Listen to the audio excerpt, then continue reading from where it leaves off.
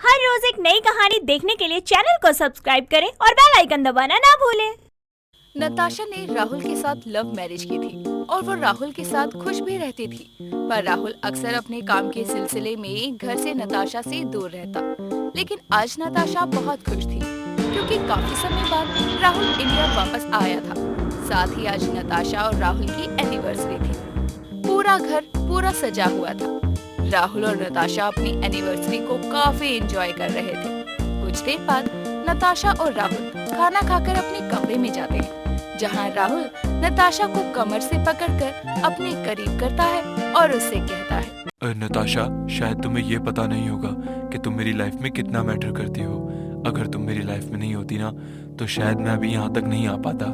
ये कैसी बात कर रहे हो राहुल? जितना प्यार तुम मुझसे करते हो उतना ही प्यार मैं भी तुमसे करती हूँ। और प्यार किया था तो तुम्हारा साथ कैसे ना देती। बस तुम मुझसे दूर रहते हो, मुझे ये बिल्कुल भी अच्छा नहीं लगता। इसका मतलब तुम मुझसे नाराज हो? हाँ, हूँ नाराज, क्योंकि तुम मुझे जरा भी समय नहीं देते। नताशा की बात सुनकर राहुल उसे गले से लगा लेता है और कुछ देर बाद वो नताशा को अपनी गोद में उठाकर बेड पर ले जाता है। अगली सुबह राहुल अपने ऑफिस के लिए रेडी होकर नीचे ब्रेकफास्ट के लिए आता है और ब्रेकफास्ट करके ऑफिस निकल जाता है। इस तरह से पूरा दिन बीतता है और शाम को जब राहुल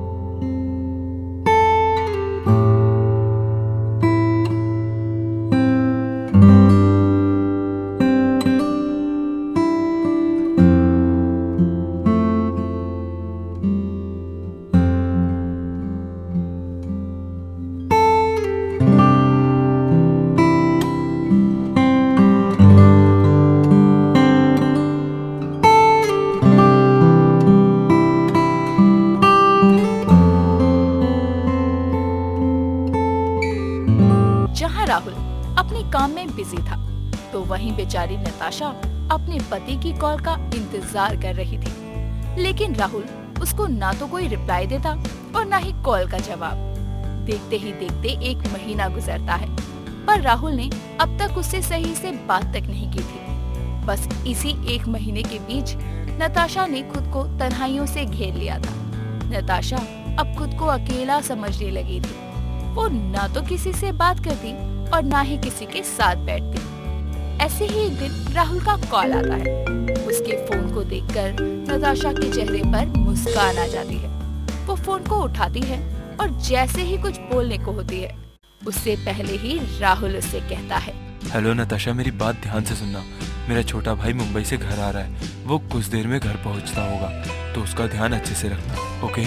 राहुल, मैं उसका ध्यान काफी अच्छे से रखूंगी, पर तुम मुझे ये बताओ कि ओके, वेरी गुड। अच्छा नताशा, एक क्लाइंट मेरा वेट कर रहा है, मैं भी थोड़ी देर में बात करता हूँ। नताशा कुछ बोल पाती उससे पहले ही राहुल फोन रख देता है। ये देखकर नताशा को बहुत बुरा लगता है। तभी उसके दरवाजे की बेल बजती है और जब वो अपने घर का दरवाजा खोलती है तो वो देखती है कि उसका देवर अंशु सामने खड़ा है। अंशु ने अपनी भाभी को कभी नहीं देखा था, पर अपने घर में औरत को देखकर वो समझ जाता है कि वो उसकी भाभी ही है और वो अपनी भाभी को देखकर कहता है, हाय, अगर मैं गलत नहीं हूँ तो आप ही भाई की पत्नी है ना? जी हाँ, मैं ही तुम्हारे भाई की पत्नी हूँ। अंदर आओ अंशु, मैं तुम्हारे लिए कुछ खाने को लाती हूँ। जी भाभी, पर मेरे लिए खाने को मत लाना, बल्कि 1 कप कॉफी ला देना। अब थोड़ी ही देर बाद नताशा अपने देवर के लिए कॉफी और बिस्किट्स लेकर आती है और उदास होकर बैठ जाती है। उसको इतना उदास देखकर अंशु अपनी भाभी से कहता है, भाभी आप इतना उदास क्यों हैं? आखिर हुआ क्या है? सब ठीक तो है ना? हाँ, सब ठीक है। अंशु, तुम कॉफी पियो, मैं घर के कामों को निपटा कर आती हूँ। और हाँ, जब तुम कॉफी पी लोगे तब कप को यहीं छोड़ देना, मैं उठा लूंगी। अंशु बस अपनी भाभी की बात का कोई जवाब नहीं देता और उसे देखता रहता है।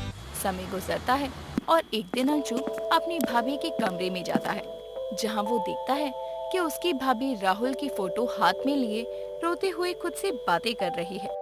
राहुल जी, आपको पता भी है आपके यहाँ ना होने की वजह से मैं कितनी अकेली पड़ गई हूँ। अरे ऐसा भी कौन सा काम है जो 1.5 महीने हो गए आपको मेरी याद भी नहीं आई और आप अब तक अपने काम में ही बिजी हैं। अरे पैसा इतना भी इम्पोर्टेंट नहीं होता। अगर हमारे अपने साथ ना हो तो पैसा तो मिलकर भी कमाया जा सकता है। भाभी, ओ भाभी, अरे आप रो रही थी क्या? नहीं नहीं, मैं रो नहीं रही थी, बस तुम्हारे भैया की याद आ रही थी। अरे भाभी छोड़ो ना भैया को, भाई आ जाएंगे। और वैसे भी भाई की इतनी चिंता मत किया करो आप। खैर मैं क्या कह रहा था कि मुझे यहाँ आए हुए काफी समय हो गया है और मैं कहीं भी नहीं घूमा। आप मुझे यहाँ डेली क्यों नहीं घुमाती? ऐसा करते हैं आज हम बाहर चलते हैं, इसी बहाने आपका भी मन लग जाएगा और मैं भी घूम लूंगा। पहले तो नताशा मना करती है और फिर बाद में अंशु के साथ घूमने के लिए तैयार हो जाती है। इस तरह नताशा अंशु के साथ पूरा दिन घूमती है और जब रात को दोनों घर आते हैं तो नताशा बहुत खुश थी।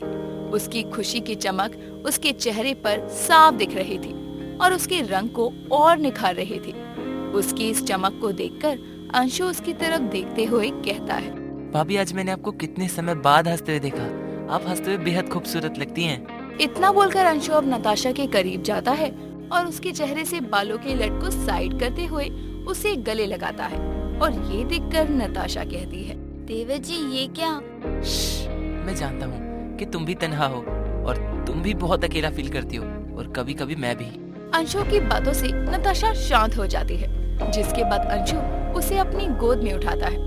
ऐसे ही अब दोनों के बीच में नजदीकियां बढ़ती है। समय गुजरता है। समय के साथ अंशु और नताशा की नजदीकियां इतनी बढ़ जाती है कि वो दोनों एक दूसरे के बगैर नहीं रह पा रहे थे।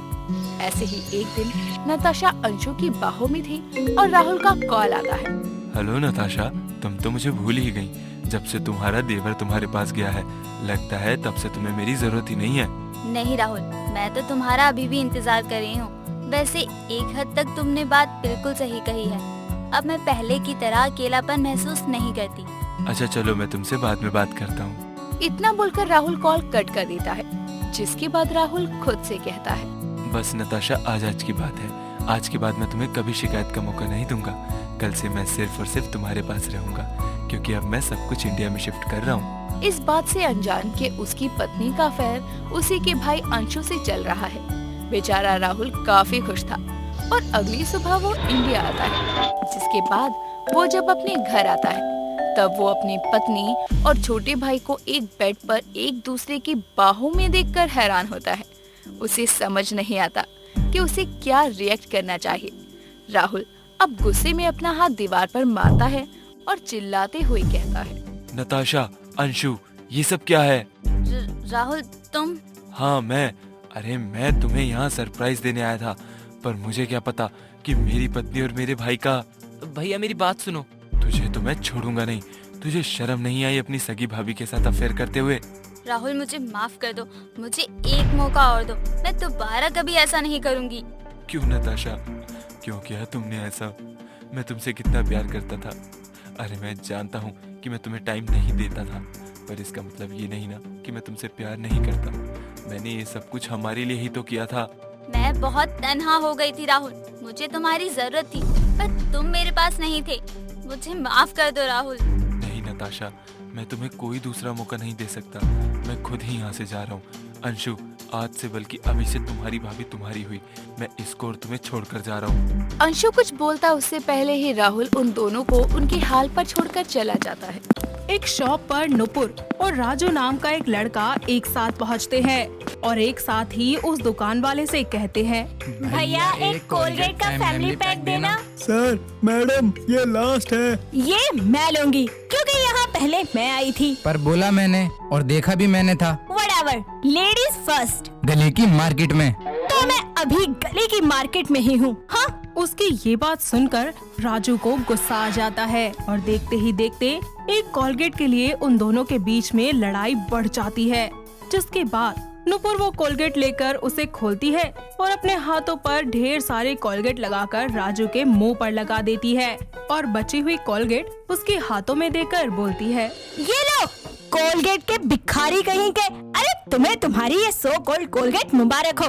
जाओ, मैं दूसरी दुकान से कोई नई ले लूंगी। इस कोलगेट की जरूरत आपको है, क्योंकि बदबू आपके मुंह से आ रही है। इतना बोलकर राजू उसके हाथों में कोलगेट थमाकर वहाँ से चला जाता है और नुपुर गुस्से में घर जाकर कोलगेट से दांत साफ करते हुए बोलती है। छोड़ूंगी नहीं उस लल्लू लाल को मैं। नुपुर को गुस्से में ब्रश करते हुए और पूरे घर में घूमते हुए देखकर उसका पति सुमेध उससे बोलता है। अरे क्या हुआ बेबी, इतने गुस्से में क्यों हो?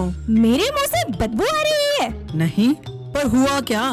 अरे अगर इतना कोलगेट लगाकर अपने दांतों को घिसोगी तो बदबू कहाँ से आएगी? उस बदतमीज लड़के ने मुझे बोला कि मेरे मुंह से बदबू आ रही है, मुझे कोलगेट की ज्यादा जरूरत है। अरे यार अब छोड़ो ना, तुम भी क्या एक कोलगेट के लिए अपना मूड खराब कर रही हो?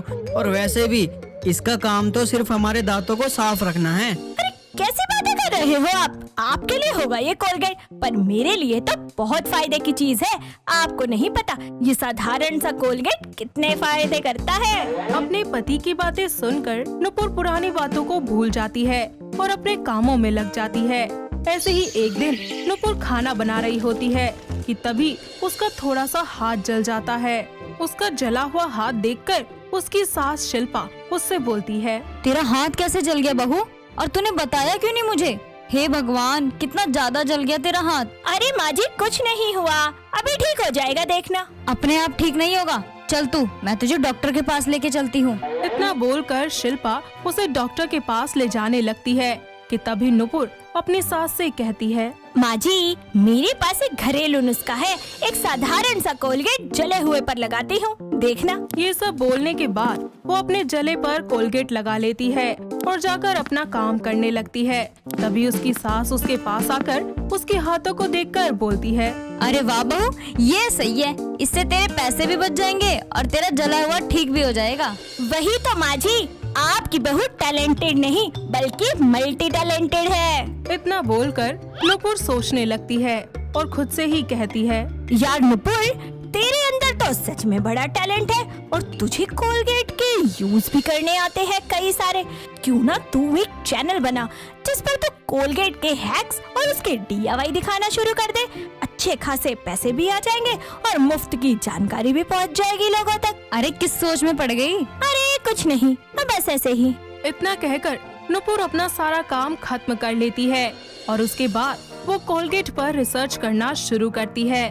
कुछ दिन यूं ही बीत जाते हैं और काफी सारी जानकारी जमा करने के बाद वो YouTube पर नुपुर डे नाम से अपना एक खुद का चैनल बना लेती है, जिसके लिए वो अपना पहला वीडियो रिकॉर्ड करते हुए बोलती है। इस सिंपल से कोलगेट से आप अपनी आँखों के नीचे के डार्क सर्कल एकदम खत्म कर सकते हैं। वो कैसे? चलिए आइए देखते हैं मेरी इस वीडियो में। अपने हाथों में थोड़ा सा कोलगेट और एलोवेरा को मिलाकर वो डार्क सर्कल्स पर अप्लाई करती है। वीडियो रिकॉर्डिंग पूरी होने के बाद वो अपने चैनल पर उसे अपलोड कर देती है। उसका वीडियो लोगों को काफी पसंद आता है और उसे ढेर सारे लाइक्स और कमेंट्स भी मिलते हैं। साथ ही लोग उसे ऐसी और भी ज्यादा वीडियोस बनाने की डिमांड्स करते हैं। वक्त बीतता जाता है और अब नुपुर ऐसे ही आए दिन कोलगेट के घरेलू नुस्खे के वीडियो डालना शुरू करती है। देखते ही देखते उसके सब्सक्राइबर्स बढ़ जाते हैं और उसकी इनकम आना भी शुरू हो जाती है। अब नुपुर अपने व्यूज बढ़ाने के लिए एक वीडियो डालती है जिसमें वो कहती है। तो मेरे प्यारे दोस्तों, आज मैं आप सबके लिए एक बहुत ही खास और डिमांडिंग वीडियो लेकर आई हूँ, जिससे आपको पता चलेगा कि कैसे आप एक सिंपल से कोलगेट में नींबू मिलाकर गोरे हो सकते हैं। जी हाँ दोस्तों, आप एक चम्मच कोलगेट में नींबू के चंद कतरे मिलाकर और उसे अच्छे से मिक्स करके अपने पूरे फेस, नेक और एल्बो पर इस्तेमाल करें और कुछ देर बाद इसे हटा दे और रिजल्ट आपके सामने होगा। जैसे ही ये सब शिल्पा देखती है तो वो अपनी बहू को समझाते हुए कहती है। बहू, ये जो तू कर रही है ना, ये बिल्कुल भी ठीक नहीं है, क्योंकि इससे तेरा चेहरा खराब हो सकता है। और जो लोग तेरी वीडियो देख के ये सब करते होंगे, उनका सोच जरा, उनको कितना नुकसान होगा। अरे माँ जी, कुछ नहीं होगा, बल्कि हमारा फायदा होगा। शिल्पा उसे समझाती रह जाती है, पर नुपुर अपनी सास की एक बात नहीं सुनती, जिसके लिए शिल्पा भी एक वीडियो डालती है जिसमें वो लोगों से अपील कर रही होती है। आजकल आप लोग एक वीडियो देख रहे होंगे जिसमें कोलगेट को फेस पे लगाया जाता है, जिससे ये दावा किया जाता है कि इससे स्किन साफ हो जाती है। तो आज मैं आप सबके सामने ये कोलगेट को अपने चेहरे पे लगाकर दिखाऊंगी कि इससे कुछ नहीं होता। लोग अपने व्यूज बढ़ाने के लिए ये सब करते हैं। जिसके बाद शिल्पा अपनी बहू के बताए हुए वीडियो के अनुसार कोलगेट को अप्लाई करती है और कुछ ही देर के बाद उसे हटा देती है। साथ ही अपने दर्शकों से बोलती है, आप लोग देख सकते हैं कि इससे 1% भी फायदा नहीं हुआ है मुझे। इस प्रोसेस को करते हुए मेरी स्किन जलने लग गई थी। तो आप लोगों से विनती है कि ऐसा कुछ भी ना करें ताकि आपका फेस खराब होने से बच सके। पर हाँ, कोलगेट काफी चीजों के लिए कारगर है, जैसा कि आप अपने जले पर इसे लगा सकते हैं। साथ ही साथ आप अपने डार्क सर्कल को खत्म करने के लिए इसे लगा सकते हैं। अपनी सास की ये वीडियो देखकर नुपुर अपनी सास को टक्कर देने के लिए एक और वीडियो बनाती है, जिसमें वो थोड़ा कोलगेट और एलोवेरा और नींबू लेकर बालों पर इस्तेमाल करती है। इस बार नुपुर की डाई उस पर भारी पड़ जाती है और उसके बाल झड़ना शुरू हो जाते हैं, जिस पर शिल्पा उससे कहती है, अब आया ना ऊंट पहाड़ के नीचे, बड़ी आई लोगों के हेयर को सिल्क एंड शाइन बनवाने वाली। अब खुद के बालों को पकड़कर बैठ और रोती रह। माँ जी, मुझे समझ आ गया है कि मैं कितनी गलत इन्फॉर्मेशन दे रही थी और अब से मैं कोलगेट का इस्तेमाल सिर्फ अपने दांत चमकाने के लिए करूंगी, ना कि बेवजह के हैक करने में। इसकी वजह से मेरे सारे बाल झड़ गए। हाय, ये सब तूने खुद ही किया है तो खुद ही भुगत। वैसे भी तू तो मल्टी टैलेंटेड है ना। माँ जी, मुझे माफ कर दीजिए। मुझे समझ आ गया है कि मैं जो भी कर रही थी वो गलत था। घरेलू नुस्खे करना अच्छी बात है, लेकिन जरूरत से ज्यादा करने पर वो हम पर ही उल्टा असर दिखाने लगती है। और मुझे इस बात का भी एहसास हो गया है कि जो चीज जिस इस्तेमाल के लिए बनी है उसे वही इस्तेमाल करें। अगर बेफिजूल की कारस्तानियाँ करेंगे तो नुकसान हमारा ही होगा। नुपुर को अपनी गलती का एहसास होता है और उस दिन के बाद से वो कोलगेट के ब्लॉग्स बनाना बंद कर देती है और अब सिर्फ कोलगेट का यूज दांतों को साफ करने के लिए ही करती है, जिसके बाद सभी मिलकर एक साथ खुशी खुशी रहने लगते हैं।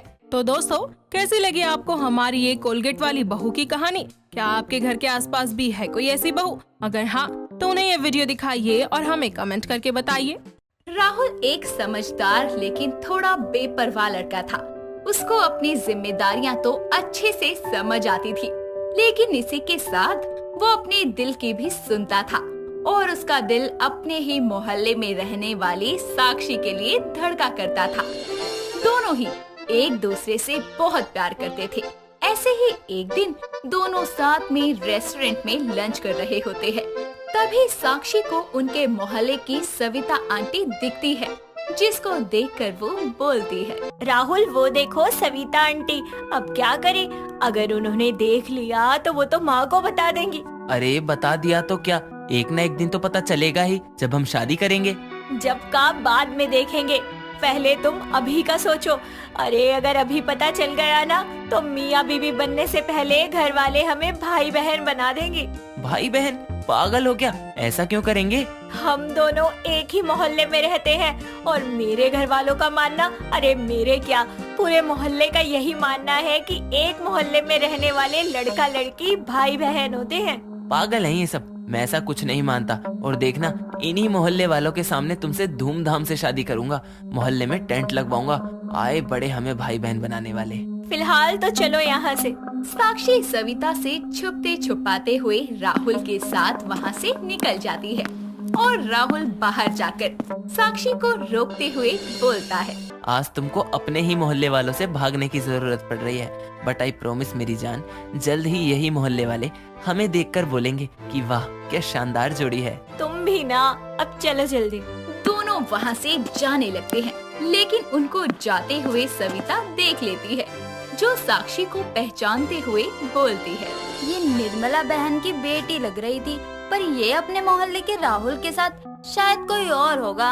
सविता कश्मकश में ही रह जाती है कि वो साक्षी थी या नहीं। और दूसरी तरफ साक्षी और राहुल अपने मोहल्ले में पहुंच जाते हैं, जहां आते ही साक्षी राहुल से अलग होकर चलने लगती है। ये देखकर राहुल बोलता है, अरे ये क्या, तुम अलग क्यों चलने लगी? यार राहुल अपने मोहल्ले में है, अगर किसी ने देख लिया तो पंगा हो जाएगा, इसलिए थोड़ा अलग ही चलती हूँ। इन मोहल्ले वालों की ऐसी की तैसी, देखना इसी मोहल्ले में तुमसे शादी करूंगा, तुम्हारे घर तक टेंट लगवाऊंगा, देख लेगा ये सारा मोहल्ला। इतनी जोर से मत बोलो, चुप हो जाओ और घर चलो। साक्षी राहुल को चुप करवाते हुए घर भेज देती है और खुद भी अपने घर आ जाती है और रात को खाना खाकर सो जाती है। अगली सुबह साक्षी अपने कमरे से तैयार होकर जैसे ही बाहर नाश्ता करने आती है, तो देखती है कि सविता आंटी उसके घर आकर बैठी है। ये देखकर वो मन ही मन बोलती है, यार ये सविता आंटी इतनी सुबह सुबह घर क्यों आई है? कहीं इन्होंने मुझे राहुल के साथ देख तो नहीं लिया? कहीं ये माँ को तो नहीं बता देगी? हे भगवान, नहीं नहीं नहीं। साक्षी खड़े खड़े खुद से ही बातें करने लगती है। ये देखकर उसकी माँ निर्मला, जो हाथों में चाय पकोड़े लेकर खड़ी होती है, वो बोलती है, अरे साक्षी, वहाँ ऐसे बुत बनकर क्यों खड़ी है? जा, नाश्ते के टेबल पर तेरा नाश्ता रखा है, लीजिए सविता बहन, गर्मा गर्म चाय। और अब बताइए, आज सुबह सुबह आपको मेरी याद कैसे आ गई? नाश्ते की टेबल पर बैठकर साक्षी अपने कानों को अपनी माँ और सविता की बातों में लगाए रखती है। तभी उसके कानों में सविता की आवाज आती है, जो निर्मला से बोलती है, निर्मला बहन, कल साक्षी कहाँ थी? कहाँ थी क्या? बहन जी कॉलेज थी, और कहाँ जाएगी? नहीं, मुझे ऐसा लगा मैंने साक्षी बिटिया को देखा था किसी लड़के के साथ। अच्छा, वो राहुल के साथ देखा होगा। कल रास्ते में मिल गई थी ये उसको, तो फिर इसको घर छोड़ने आया था। अब एक ही मोहल्ले के बच्चे हैं तो एक दूसरे की मदद करेंगे ही। हाँ, ये तो है। चलो, ये तो अच्छा है। माँ बाप को पता होना चाहिए कि उनका बच्चा कब कहाँ है। ये सारी बातें सुनकर साक्षी एक चैन की सांस लेते हुए बोलती है, शुक्र है भगवान का कि कल मैंने आते ही माँ को अपने शब्दों में सब कुछ बता दिया था, वरना आंटी बताती तो पता नहीं क्या क्या मिर्च मसाला लगाकर बताती।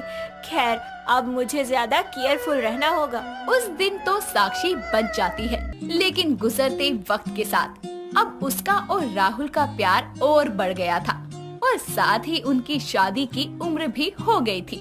इसीलिए राहुल साक्षी से मिलने पर उससे बोलता है, तुमको नहीं लगता अब हमें शादी कर लेनी चाहिए? हाँ, मेरी माँ भी शादी की बात करती रहती है, लेकिन समझ नहीं आता कि मैं माँ को कैसे बताऊँ कि मैं तुमसे प्यार करती हूँ। अगर बता दिया तो वो मेरा सैया बनने से पहले ही तुम्हें मेरा भैया बना देगी। ऐसा है तो पहले मैं अपनी माँ से बात करता हूँ, उनको मना के मैं तुम्हारे घर लाऊंगा, ताकि हम सब मिलकर तुम्हारी माँ को समझा सकें। राहुल घर जाकर अपनी माँ आशा से अपनी और साक्षी की शादी की बात की शुरुआत करते हुए बोलता है, माँ, तुमको नहीं लगता मेरी शादी की उम्र हो गई है और तुमको भी तो एक बहू की जरूरत है? लगता तो है, लेकिन बेटा, तेरे लिए जो रिश्ते आ रहे हैं वो बहुत दूर दूर से आ रहे हैं, इसलिए मैंने मना कर दिया। अच्छा, आप मेरी शादी पास में करना चाहती हैं? हाँ, ताकि हमको भी दिक्कत ना हो, कभी बहू के ससुराल आना जाना पड़े तो ज्यादा दिक्कत समस्या ना हो। मेरे पास है इसका सोल्यूशन। आप साक्षी को तो जानती ही हो, निर्मला आंटी की बेटी। मैं उससे प्यार करता हूँ, उससे शादी करवा दो। ससुराल पास का पास, आने जाने का कोई खर्चा भी नहीं होगा। राहुल की ये बात सुनकर आशा अपने हाथों में झाड़ू उठाते हुए बोलती है, पास का मतलब ये नहीं कहा था कि मोहल्ले में ही ढूंढ ले। अरे, मोहल्ले की लड़की बहन होती है। क्या बहन होती है? हद है यार, प्यार नाम की चीज भी है दुनिया में जो कभी भी किसी को भी हो सकता है। तो प्यार कर, मना थोड़ी किया है, लेकिन मोहल्ले की लड़की से बहन वाला प्यार कर, पति पत्नी वाला नहीं, समझा? अरे माँ, सोचो तो, पास में से बहू आएगी तो खर्चा बचेगा, गली में ही टेंट लगा लेंगे, दूर नहीं जाना पड़ेगा, और आपका जब मन हुआ बहू की शिकायत करने का तो पहुँच जाना उसकी माँ के पास। बकवास ना कर, एक बार बोल दिया ना तो नहीं तो नहीं। ठीक है, अगर आप ढीठ हो तो मैं भी हूँ। शादी करूँगा तो साक्षी से, वरना जिंदगी भर दारू पीकर इस मोहल्ले में हंगामा करूँगा। आशा को बहुत समझाने के बाद भी आशा नहीं मानती, और इस वजह से साक्षी के घर में भी सब पता चल जाता है। तो उसकी माँ एक थप्पड़ उसे मारते हुए बोलती है, अच्छा, तो ये चल रहा है, एक ही मोहल्ले में रहकर प्यार करते तुझे शर्म नहीं आई? अरे, मोहल्ले में रहने वाला हर लड़का तेरा भाई है, समझी? मोहल्ले के सारे लड़के मेरे भाई हैं, सिवाय एक के, और वो है राहुल। मैं राहुल से बहुत प्यार करती हूँ और शादी भी उसी से करूँगी। मैं भी देखती हूँ कैसे तेरी और उसकी शादी होती है। एक ही मोहल्ले में मैं अपनी बेटी की शादी नहीं करूँगी। निर्मला भी अपना फैसला सुनाकर चली जाती है, और इस बात से परेशान होकर साक्षी कॉल करके राहुल को सब बताती है, जिसके बाद राहुल अपने और साक्षी के घर वालों को मनाने के लिए एक आइडिया बताता है, जिसको सुनकर साक्षी बोलती है, ठीक है राहुल, अब चाहे जो हो जाए मैं किसी से नहीं डरूंगी। तुमसे मैंने प्यार किया है तो निभाऊंगी भी, और सबको चीख चीख कर बताऊंगी भी। तुम आ जाना, मैं तुम्हारा इंतजार करूंगी। राहुल अगले दिन एक फटा सा कुर्ता पहनकर हाथों में खाली नशे की बोतल लेकर साक्षी के घर के बाहर जाकर चिल्लाते हुए बोलता है। अरे ओ साक्षी, मेरी जाने मन, बाहर निकल। तूने बोला था पिछले संडे को चुम्मा दूंगी, आज संडे है तो आजा आजा आजा। राहुल का गाना सुनकर साक्षी भागती हुई बाहर आती है, लेकिन निर्मला अपने हाथों को अड़ाकर उसको रोकती है। तो साक्षी अपनी माँ का हाथ साइड करते हुए बोलती है, ले मैं सैया आ गई सारी दुनिया छोड़ के, तेरा बंधन बांध लिया सारे बंधन तोड़ कर। ओ मेरी साक्षी, मैं साक्षी साक्षी चिल्लाऊंगा, कुर्ता फाड़ के मैं तेरा मजनू बन जाऊंगा, कुर्ता फाड़ के। तुझे देखा तो ये जाना सनम, प्यार होता है दीवाना सनम। उन दोनों का गली में ये ड्रामा देखकर आशा और निर्मला हैरानी के साथ साथ शर्मिंदगी भी महसूस करते हैं, लेकिन वो दोनों ही अपने अपने बच्चों को समझाते हुए बोलते हैं, बंद करो अपनी अंताक्षरी। राहुल घर चल, ये क्या हालत बना रखी है। साक्षी तुम भी अंदर चलो, पूरे मोहल्ले के सामने तमाशा कर दिया। हाँ बहन जी, ले जाइए अपने बच्चों को, नहीं तो मोहल्ले के और भी बच्चे ऐसे ही ड्रामे करके मोहल्ले का माहौल खराब करेंगे। आशा जी, राहुल को लेकर हमारे घर में चलिए, कुछ बात करनी है। आशा राहुल के साथ साक्षी के घर में आती है, जहां निर्मला दरवाजा बंद करके आशा से बोलती है, बहन जी अब तो पूरे मोहल्ले में पता चल गया कि ये दोनों एक दूसरे से प्यार करते हैं। दोनों के लिए ही कोई रिश्ता नहीं आएगा, क्योंकि रिश्ता आ भी गया तो मोहल्ले वाले पहले इनके किस्से सुना के भगा देंगे। बात तो सही कह रही है निर्मला बहन, तो अब क्या किया जाए। करना क्या है, इन दोनों की शादी करवा देते हैं। मेरी बेटी भी आंखों के सामने रहेगी और इनकी खुशी भी एक साथ रहकर ही है। हाँ ठीक है, तो कल पंडित जी को बुलाकर कोई अच्छी सी तारीख निकाल कर दोनों की शादी करवा देते हैं। अपनी माँ के मुंह से ये बात सुनकर राहुल और साक्षी बहुत खुश होते हैं। उनका प्लान काम जो कर गया था और फाइनली 1 महीने बाद मोहल्ले में ही टेंट लगाकर राहुल और साक्षी की शादी करवाई जाती है। साथ ही पूरा मोहल्ला उनकी शादी में उनकी जोड़ी की तारीफों के पुल बांधता है और ठूस ठूस के खाना खाता है। सिया सिंपल कपड़े पहने और अपने हाथों में छोटा सा पर्स लेकर मेट्रो से कहीं जा रही होती है, जहां उसके आसपास बैठे लोग फोन में बिजी थे। उन्हीं में से एक फ्रेंड सर्कल आपस में बातें करते हुए दिया नाम की एक फ्रेंड से बोलते हैं, दिया यार, हम कॉलेज में एडमिशन ले चुके हैं और तू है कि अब तक हाथों में ये डब्बा फोन लेकर घूमती है। अपने घर वालों को बोल, इतु अब बड़ी हो चुकी है। यार मुझे खुद ये स्मार्टफोन या सोशल मीडिया पसंद नहीं, इसलिए मैं स्मार्टफोन और सोशल मीडिया के चोचलों से ना दूर ही रहती हूँ। ओ मिस चश्मिश, जिसे तू सोशल मीडिया के चोचले बोल रही है, तुझे नहीं पता वो कितने काम की चीज है। हम इस सोशल मीडिया के चोंचलों की वजह से कहीं भी आ जा सकते हैं, किसी से भी बात कर सकते हैं, न्यू फ्रेंड बना सकते हैं, अच्छी अच्छी चीजें ऑर्डर कर सकते हैं और सबसे बड़ी बात, तू इस सोशल मीडिया से पढ़ाई भी कर सकती है। घर बैठे बैठे तू पूरी दुनिया में क्या हो रहा है उन सब का पता लगा सकती है। मुझे ज्ञान देने से पहले इन सोशल मीडिया के चोचलों से पहले खुद अच्छी नॉलेज जमा करो, उसके बाद मुझसे बात करना, क्योंकि बिना सोशल मीडिया के मेरे पास भी तुमसे ज्यादा नॉलेज है। मेरा स्टॉप आ चुका है, मैं चलती हूँ, बाय। इतना बोलकर दिया वहाँ से मेट्रो से बाहर निकलती है और सिया भी उसके पीछे पीछे बाहर जाती है और पीछे से उसे रोककर बोलती है, हे, सॉरी, मैंने आपको पहचाना नहीं। क्योंकि हम दोनों एक दूसरे को नहीं जानते। वैसे मैं सिया हूँ, मुझे तुमसे कुछ बात करनी थी। इतना बोलकर वो दोनों मेट्रो से बाहर एक छोटे से रेस्टोरेंट में जाते हैं। मैंने अभी अभी मेट्रो में देखा कि तुम पढ़ाई को लेकर बहुत ज्यादा सीरियस हो, पर कुछ टेंशन में भी हो। क्या तुम मुझे अपने प्रॉब्लम बता सकती हो? देखो, मैं एक मोटिवेशनल स्पीकर हूँ और मेरा खुद का एक चैनल भी है। मुझे नहीं पता, मैं सोशल मीडिया यूज नहीं करती। कोई बात नहीं। अच्छा ये बताओ कि तुम इतने टेंशन में क्यों हो? कैसे टेंशन ना लूं? कल लास्ट डेट थी मेडिकल एडमिशन की और मुझे पता ही नहीं चला, और जब पता चला तब तक मैं बहुत लेट हो चुकी थी। मेरा करियर फिर से 1 साल लेट हो गया। अगर इस साल एडमिशन हो जाता तो तुम पढ़ाई में इतनी तेज हो, डॉक्टर बनना चाहती हो, फिर भी सोशल मीडिया से इतनी दूर हो। सोशल मीडिया एक बहुत अच्छा प्लेटफॉर्म है खुद को साबित करने के लिए, पर आजकल के लोग इसका मिसयूज जरूरत से ज्यादा करने लगे हैं। क्योंकि मैं खुद भी इस दौर से गुजर चुकी हूँ और आज मैं लोगों को इससे दूर रहने की सलाह देती हूँ। पर मैं चाहती हूँ कि तुम इसे इस्तेमाल करना शुरू करो। ऐसा क्यों? ताकि तुम अपना सपना पूरा कर सको। अब मैं तुम्हें अपने बारे में कुछ बातें बताती हूँ। ये तब की बात है जब मैं भी सुबह उठते ही सबसे पहले अपना फोन देखती थी और खुद से बोलती थी, ओह माय गॉड, सुबह के 10 बज गए। मेरी सारे फ्रेंड्स मेरी नई पोस्ट और स्टोरी का वेट कर रहे होंगे। एक काम करती हूँ, सबसे पहले रेडी होकर सेल्फी लेकर इंस्टा और फेसबुक पे अपलोड करती हूँ, उसके बाद ही कुछ करूँगी।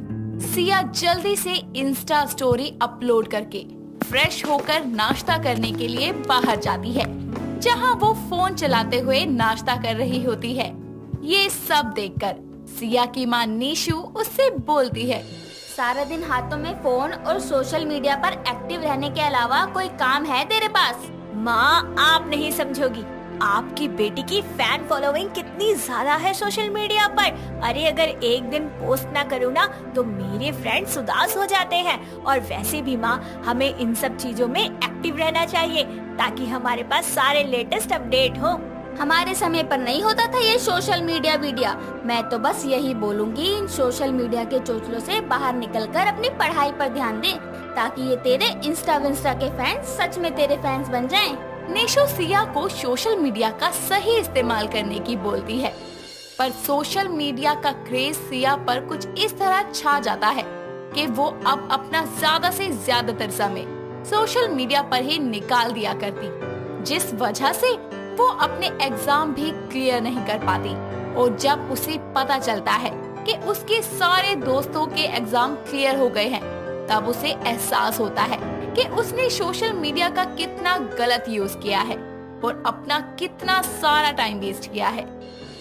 जिसके बाद सिया अपना करियर बनाने के लिए सबसे पहले तो एक कीपैड का फोन लेती है, जिसके बाद वो अपना इंस्टा और फेसबुक डिलीट कर देती है और सोशल मीडिया के दिखावी दुनिया से बाहर निकलकर सोशल मीडिया का सही इस्तेमाल करती है और सोशल मीडिया की मदद से ही अपना एग्जाम क्लियर करती है। और जब कुछ महीने बीत जाते हैं तो वो अपना इंस्टा फेसबुक ओपन करके देखती है, तो वो पाती है कि उसके सारे सोशल मीडिया के फैंस, दोस्त सब उसे अनफॉलो कर चुके हैं। ये सब बताकर वो उसको अपने दोनों फोन दिखाकर बोलती है, ये है मेरा वो फोन जो मुझे देश दुनिया की सारी खबरें देता है और मुझे मेरे अपनों से भी जोड़े रखता है। आपके बारे में जानकर अच्छा लगा, पर सिया मैम, मैं तो पहले ही सोशल मीडिया से दूर रहती हूँ। वही तो, तुम सोशल मीडिया से दूर रहती हो, जबकि तुम्हें इससे थोड़ा कनेक्ट रहना चाहिए। आज तुम अगर अपने सपने से 1 साल पीछे हो ना, तो उसका रीजन कहीं ना कहीं यही है। वो कैसे? वैसे तुम्हें ऑफलाइन एडमिशन का तो पता था, पर ऑनलाइन एडमिशन के बारे में नहीं पता होगा कि तुम अब एडमिशन ऑनलाइन भी करवा सकती हो। और हाँ, तुम अपनी लेट फीस भी ऑनलाइन ही सबमिट भी करवा सकती हो। और ये जो किताबें लेने के लिए तुम यहाँ वहाँ अपना टाइम खराब करती हो, वो सब कुछ भी तुम अब ऑनलाइन पढ़ सकती हो। देखा कितने फायदे हैं सोशल मीडिया के, लेकिन तुम तो इन सब से बेखबर हो। और जो टाइम तुम्हारे पास बचेगा ना, वो टाइम तुम खुद को दे सकती हो या फिर उस टाइम को कहीं और इस्तेमाल कर सकती हो। माना कि सोशल मीडिया में बुराई है, लेकिन अगर इसे अच्छे तरीके से यूज करो तो ये हमारे लिए बहुत फायदेमंद हो सकता है। सच में? क्या मैं आज लेट फीस सबमिट करके अपना एडमिशन करवा सकती हूँ? हाँ हाँ बिल्कुल, ये रहा मेरा कार्ड, तुम्हें जब मेरी जरूरत हो तब कॉल कर लेना। सिया अपना कार्ड और टिश्यू पेपर पर अपने चैनल का नाम बताकर वहाँ से एक पार्टी में जाती है, जहाँ वो स्पीच देते हुए सबको दिया के बारे में बताती है और साथ ही सबसे बोलती है, आप सबको इस सच्चाई का सामना करना ही पड़ेगा कि सोशल मीडिया ने आपको कंट्रोल करके रखा हुआ है। आप चाहे या ना चाहे, लेकिन आपका सारा ध्यान हर वक्त उसी में लगा रहता है। आप एक पल को सोचते हैं कि क्यों ना चलो एक बार अपना फोन उठाकर अपनी पोस्ट को चेक कर लिया जाए कि हमें कितने लाइक और कितने कमेंट मिले हैं। लेकिन ऐसा करते करते न जाने आप अपना कितना समय उसी में बिता देते हैं। और आज जिस लड़की से मैंने बात की है उसे सोशल मीडिया का सा तक नहीं पता था, लेकिन अभी मैं जब उससे बात कर आई हूँ, मैंने उसे समझाया है, तो मुझे उम्मीद है कि वो हम सब की तरह उसका गलत इस्तेमाल ना करके उसे एक सही वे में लेगी। ये सब अपने आंखों पर चश्मा लगाए और गले में स्टेथोस्कोप लगाए दिया ये सब कुछ देख रही होती है और वो उस वीडियो को बंद करके खुद से बोलती है, आज सिया जी की वजह से ही मैं डॉक्टर बन पाई हूँ। मुझे उनसे मिले 5 साल हो चुके हैं, पर अभी भी यही लगता है जैसे मैं उन्हें अभी ही मिली थी। दिया खुद से बातें कर ही रही होती है कि तभी उसके पास सिया का कॉल आता है और दिया अपने खाली टाइम में सिया से वीडियो कॉल पर बातें करती है। गुड्डन ने अपने ससुराल की सभी जिम्मेदारियों को अच्छे से संभाल लिया था। परिवार में उसकी सास सबिता और पति राकेश रहा करते थे। वक्त गुजर रहा था। एक दिन गुड्डन अपनी सास से बोलती है, अम्मा जी, वो हमारी सब साड़ी ना पुरानी हुई गई है, आप 2-4 ठो नई साड़ी दिलवाई दो ना। अरे लेकिन कुछ ही दिन पहले तो तुझे नई साड़ी दिलवाई थी मैंने।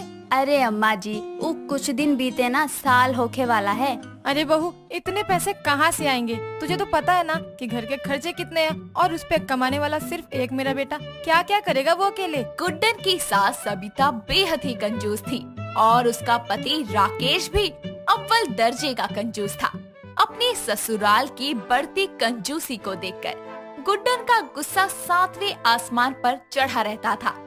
ऐसे ही वक्त गुजर रहा था और एक दिन सबिता अपनी बहू से बोलती है, ओए माँ, अरे बहू क्या कर रही है? कुछ नहीं अम्मा जी, बस ई भाजी तरकारी फ्रिज में रखत है। बहू वो सब छोड़, मेरे कमर में बहुत जोरों की दर्द है, जरा मालिश कर दे। अरे अम्मा जी, मालिश करवाए से अच्छा हम आपको मूव लगा देते हैं, आपकी ई कमरिया का दर्द फटाक से छू मंतर हो जाई है। अच्छा ठीक है, जल्दी से मेरे कमरे में आजा फिर मूव लेके। गुड्डन जल्दी से मूव लेकर अपनी सास के कमरे में जाती है, जिसके बाद वो अपनी सास की कमर पर मूव लगाकर काफी देर तक मालिश करने लगती है। तभी अचानक सबिता को अपने कमर के चारों तरफ जलन होने लगती है और वो बौखलाए हुए बोलती है, ओए माँ, अरे इतना जलन क्यों होने लगा? अरे तूने मुंह भी लगाया है ना, कहीं किसी बात का बदला लेने के लिए मिर्च पाउडर तो नहीं लगा दिया तूने? कितनी जलन हो रही है, हाय राम, जब बर्फ लेकर आ। अरे का हुआ अम्मा जी, ये तो दर्द की दवाई है, राकेश जी लाए रहे। वो बोले रहे कि जब भी आपके कमर में घुटनों के जोड़ों में दर्द हो तो हम लगाए दें। अरे नाच पिटी, बाद में करियो अपनी ये बकवास, अब जल्दी से बर्फ लेकर आ, मेरे पूरे कमर में मिर्ची जैसी जलन हो रही है। गुड्डन जल्दी से बर्फ लाकर अपनी सास की कमर पर लगाने लगती है, लेकिन उसकी जलन कम होने की जगह और ज्यादा बढ़ जाती है और फिर वो चिल्लाने लगती है। तभी राकेश ऑफिस से घर आता है और अपनी माँ को ऐसे हालत में देखकर बोलता है, अरे माँ, क्या हुआ आपको?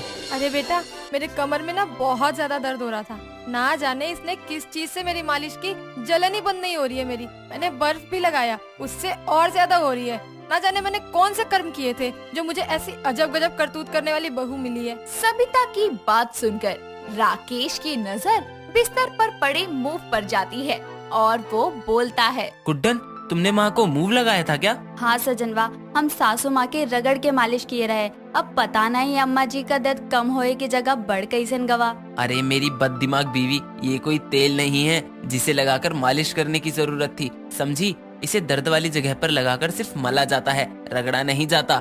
माँ को तुम्हारी बेअक्ली के कारण जलन हो रही है। पहले तो ये सिर्फ मुझे मूर्ख लगती थी, लेकिन इसकी आज की हरकत ने ये साबित कर दिया कि पिछले जन्म में ना गधों की सरदार थी, बेवकूफ कहीं की। ऐसे ही वक्त गुजरता है और गुड्डन सुबह शाम रसोई के कामों में बिजी रहती और ऐसे ही 1 महीना गुजर जाता है और राकेश को उसकी सैलरी मिलती है और वो अपने कमरे में बैठा पैसे गिन रहा होता है।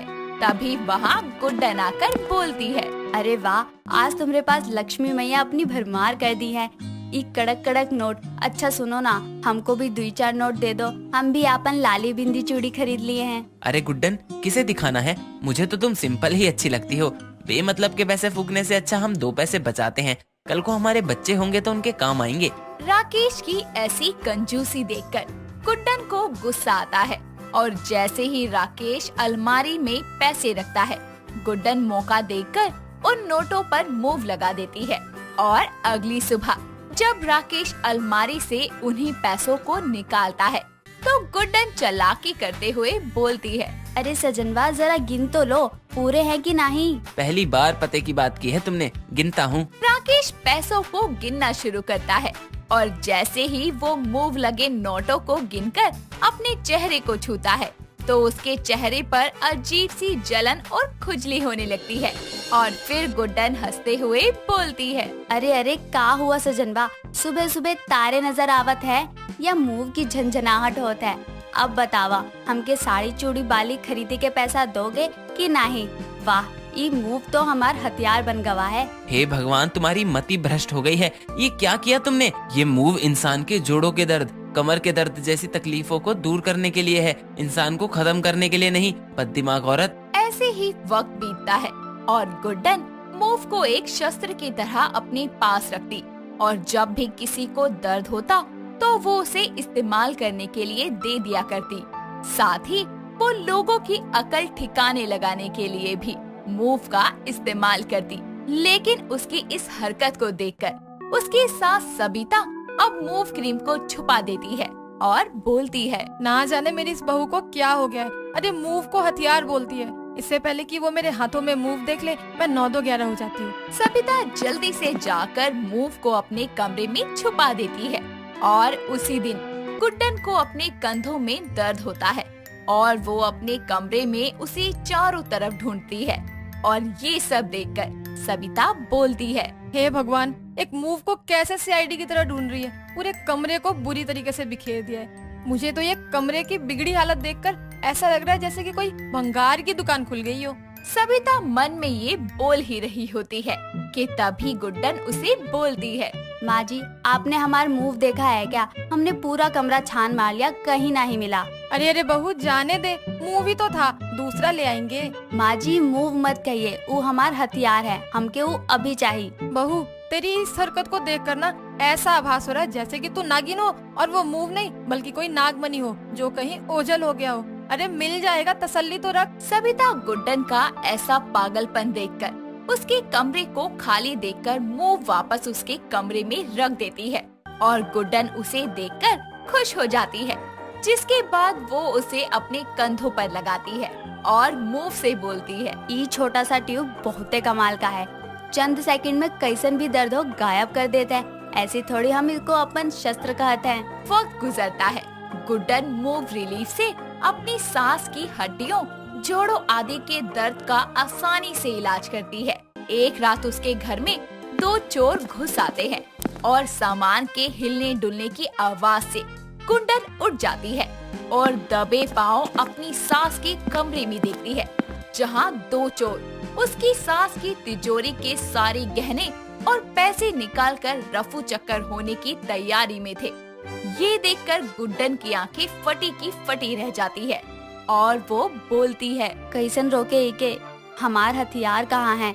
ई बखत उहे हमार रामबाण बन के काम करी है, हमके बहुते चतुराई से काम लेवे के होई। गुड्डन जल्दी से मूव लेकर आती है और अपने दोनों हाथों में मूव जेल को लगाकर चोरों की आंखों पर मल देती है और उन्हें तेज जलन होने लगती है। इसी के साथ उनकी आंखों से आंसू आने लगते हैं, दोनों की आंखें लाल हो जाती है और दोनों की आंखें मूव की जलन के कारण खुल नहीं पाती और बबलू बोलता है, अरे चिंटू साला, तू अच्छे से तहकीकात नहीं किए रहा, फंस गए ना दोनों जने। तू दोनों के हिम्मत कैसन हुई गुड्डन के घर में चोरी करेगी? अभी पुलिस आवत है, अब जेल में जाके चक्की पीसे के पड़ी, तब पता चली तो के चोरी के दुष्परिणाम। चोरी होने से अपने घर को बचाने के लिए गुड्डन मूव को अपना हथियार बनाकर एक बड़ा नुकसान होने से बचा लेती है और आवाज सुनकर सभी जने इकट्ठे हो जाते हैं और थोड़ी ही देर में पुलिस उन दोनों चोरों को ले जाती है और सविता बोलती है, बहू आज तूने बहुत बड़ा नुकसान होने से बचा लिया हमें। अम्मा जी, हम तो आपको कितना बेर कह रहे कि ई सिर्फ मूव नहीं बल्कि हमार हथियार है। आज ई के कारण ही घर का सब कुछ बच गवा। तो अब आप हमके नई साड़ी दिलवाई है ना? हाँ हाँ बहू, तूने हमें कंगले होने से बचा लिया। कल जो जो तू कहेगी ना मैं वो सब दिलाऊंगी। और एक साड़ी क्या, कल मैं तुझे 1 दर्जन साड़ियाँ खरीद दूंगी। और माँ जी, हमार हथियार मतलब ई मूव भी खरीद के मंगा लेना, काहे कि सारा मूव हम उ दोनों के मुंह पर मल दिए तो खत्म हो गवा है। कुट्टन की बात सुनकर सभी हंसने लगते हैं और इस तरह मूव को हथियार समझने वाली बहू की कहानी यहीं खत्म होती है। दोस्तों, अगर आपको ये कहानी पसंद आई तो इसे लाइक करें, शेयर करें और कमेंट करके बताएं कि कहानी में आपको सबसे अच्छा क्या लगा।